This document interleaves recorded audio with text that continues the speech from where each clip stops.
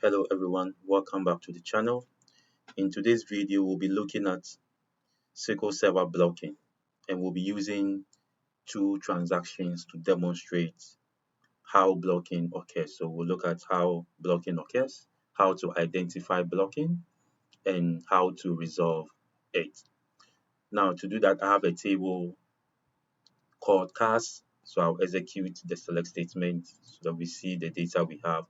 So I have these three rows, and then the next thing I'll do is to create a transaction that will cause the block. Now I have begin transaction, select all from cast.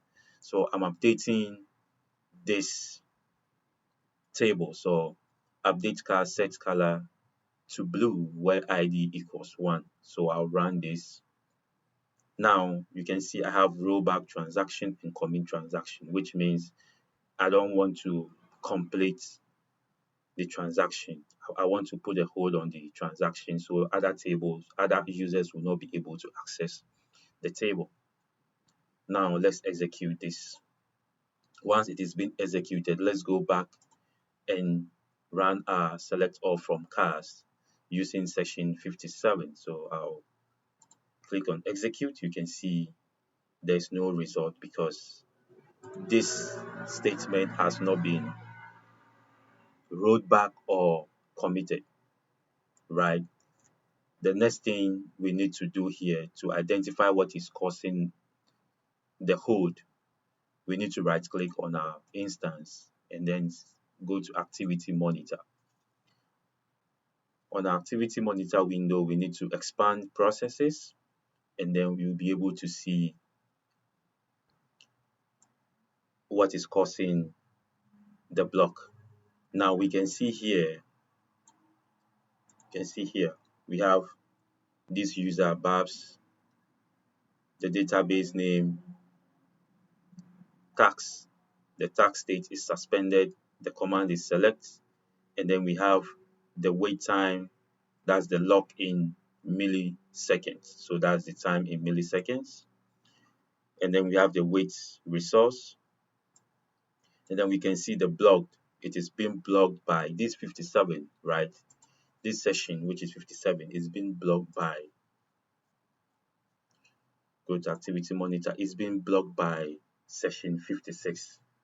So for us to resolve this is either, since we know the session that is causing the block, we can contact the user, right? We can contact the user to get to know what the problem is so they can rectify it. Either they roll the transaction back or commit the transaction so that the lock can be released for other users to have access to the table. Now, if we realize the problem is still continuing, what the next thing we can do is to kill the process, right? So we can identify the session which is 56, which is here. That's this session which is 56. If you want to kill it, that's the last option or the last thing you need to do. You can right click and then go to kill process. So once I go to kill process and I click yes, I will be able to, the lock will be released and other users will be able to access the table.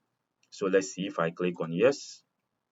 Now this session has been killed. So you can see if I execute the select statement here, I'll be able to access this. Now let's see what happens here. Now assuming I run this statement again, which is the transaction which caused the log, if I run it again, right? So the connection is broken and recovery is not possible. The connection is marked by the server as unrecoverable. No attempt was made to restore the connection.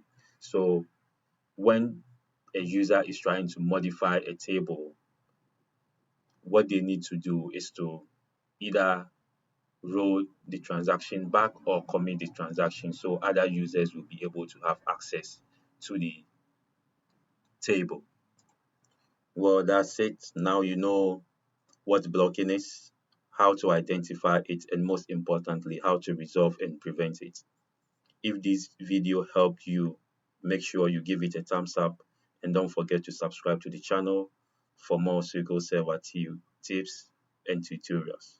Thank you for watching and see you in the next one.